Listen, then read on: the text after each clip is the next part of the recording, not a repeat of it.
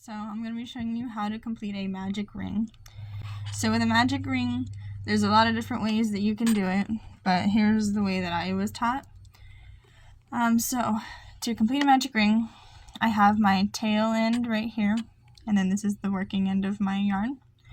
So what I like to do is I'll take the tail end, and then I take it across my palm, and then I like to hold it with my thumb, and then I wrap it around the back of my hand,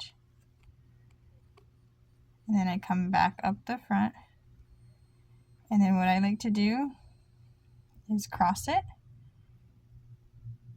and put my finger or my thumb on the cross so that it keeps it in place. And then as I wrap it back, I wrap it parallel to the other line up here. So now I'm left with the two lines. So I'm going to go underneath the first one with my hook, and then I'm going to have my hook facing down, and now I'm going to grab the other line behind that one, and I'm going to pull as I go underneath and I grab it. I'm going to pull it up like I'm making a stitch, and then that leaves me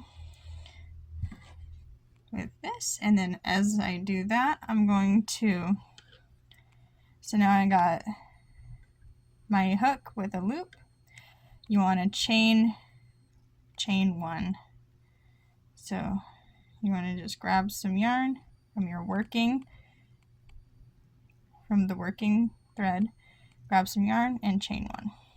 And that should leave you with a tail and a loop. So, and that is how you complete a magic ring. I'll show you what a magic ring does. It's a very unique trick when it comes to making hats and animals and things like that. It closes up really nicely and leaves a very nice finish on your work. So with the magic ring, you will be usually working inside the loop, and you also want to have a tail. A long tail sometimes is nice too, but you want to have a tail so that you have something to weave into your work later on, as well as pull, so that you can pull closed your ring. When working in a ring, this is just for demonstration purposes, I'm just going to show you how the ring works. So I'm just going to be doing single crochets inside of the ring, and usually when you're working in the ring, you're going to be working inside and pulling up, and your working area is going to be going inside the ring. So that's how you use a magic ring. So I'm just going to show you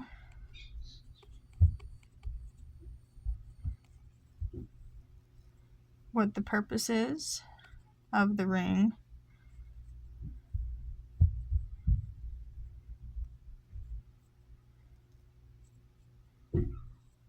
So I just did a few single crochets in here in this ring, and you always want to make sure that your work is straight, of course, when you pull. But so all I got is my little working, the stitches I've worked into the circle. Here's my tail, and all I'm gonna do is you pull the tail, and as you pull the tail, it starts to bunch up all the work you did. So it'll start to close it all up, and you just keep pulling, and then you also are pulling the non-working end of your yarn, the end of your yarn. You're pulling that end to close up your work. So as you pull it, it starts to close your loop, and the tighter you pull it, the more of a tighter seal you'll get on it as well. And that is how you complete a magic ring.